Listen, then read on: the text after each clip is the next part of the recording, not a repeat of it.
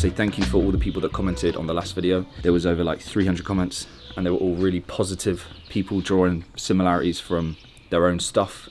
So it's just good to sort of like have that conversation in the comment section and see that other people sort of like, some of them going through the same thing, and some people even said it gave them like a kick up the ass to get on with the stuff that they needed to be getting on with. So just for that alone, I thought it was great. Now, I've been practicing hard over the last sort of like 3-4 days. Haven't really been filming much, just been filming like bits and bobs of the practice sessions. So I'm going to overlay some stuff here, but mainly the focus has been on the practice sessions themselves, because when you're trying to like document the whole day, if you've not got a cameraman doing that for you, you end up going to the chipping area, putting a camera down, filming yourself hit some chip shots, then trying to find another angle, thinking about, right, how am I going to put this vlog together, instead of actually putting in the work and getting something out of your practice session. So that's why there's not been much in terms of actually vloggy style content.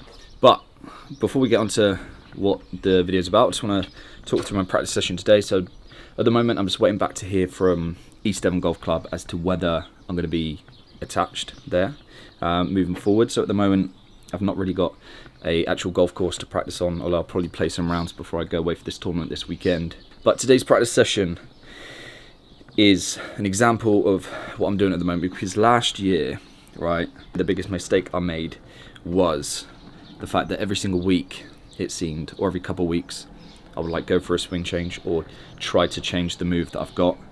And it got to a point where there was weeks when I was playing well, and I would come back, change some stuff, start playing badly, go to tournaments, not know like the shot patterns and not know how to get it around a golf course.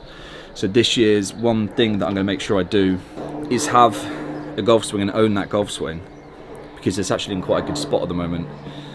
And what I'm doing in practice sessions is I'm spending the first bit of the practice session just sort of like drilling a few different things that's going to slowly creep into the move.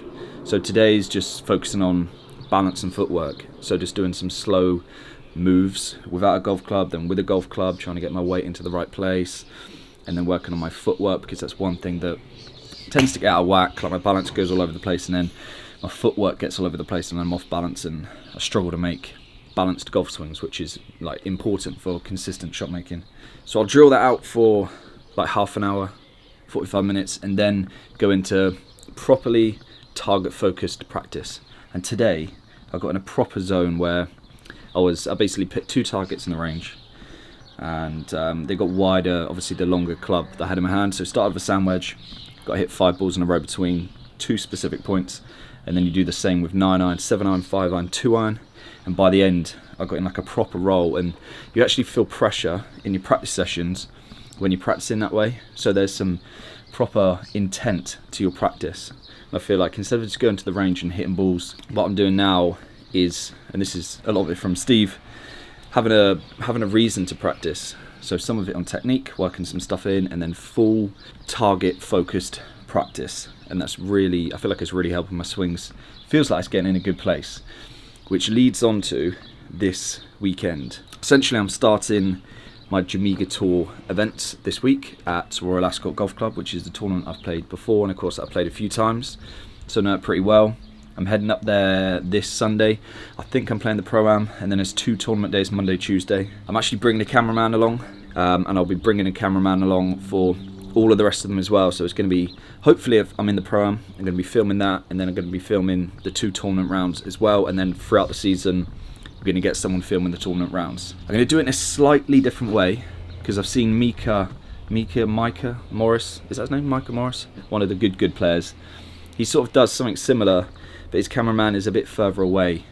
Because last year, sometimes my cameraman would literally be following me around, and that not only draws a bit of attention, but can also like put you off slightly. So I'm going to come up with a plan with my cameraman to get him almost like as a spectator would be, sort of like on the side, way back from the tees, so there's no interference, but there should still be some good footage, and then I'll commentate over the round at the end. So ultimately, properly excited about playing tournament golf again, and I'm working hard on my game this week, getting ready to go into the event and just try as hard as possible, but try and get in a good mental mind frame. And if it doesn't go well, learn from it. If it does go well, great. but not put too much pressure on it. It's the first tournament. It's the first time I filmed a tournament round for a long time as well, so I'm probably going to be a bit nervous. One more thing before I go. I did a gapping session yesterday at Dainton Park. Rich let me use the studio over there, got on the TrackMan, and did a gapping session, which basically means I just got all my yardages for my golf clubs. So went through the 3 wedges and got 3 yardages, like a full shoulder and just above hip. And then for the rest of the club rest of the bag down to 6 iron, got 2 yardages, which is what I've not done before. I've got a full one and like a shoulder one, so when it's windy and you get a shoulder and you want to play some more like shoulder yardages or shoulder shots, you know that baseline yardage to then calculate, you know, what the wind's going to do to it. And I feel like that could be very helpful in itself, and I got that from Owen Benson, who's a Clutch Tour player, the one we filmed with in Portugal. And what was interesting was that 4 weeks ago I was swinging, like I was probably the slowest I've been, I was probably the lightest I've been. I got down to like 88 kilos just from not doing the right stuff in the gym and not eating properly and not looking after myself as much as I should have. So I've gone from swinging a driver at 114 to 115, which I'm sure was about 4 weeks ago, to then getting back on a decent strength program, doing my deadlifts, my squats, my presses, my weighted pull-ups, eating in a caloric surplus, putting on some weight. I feel like I'm back up at least in the 90 kilos again now. And I've actually started boxing more regular, and I've got a decent coach.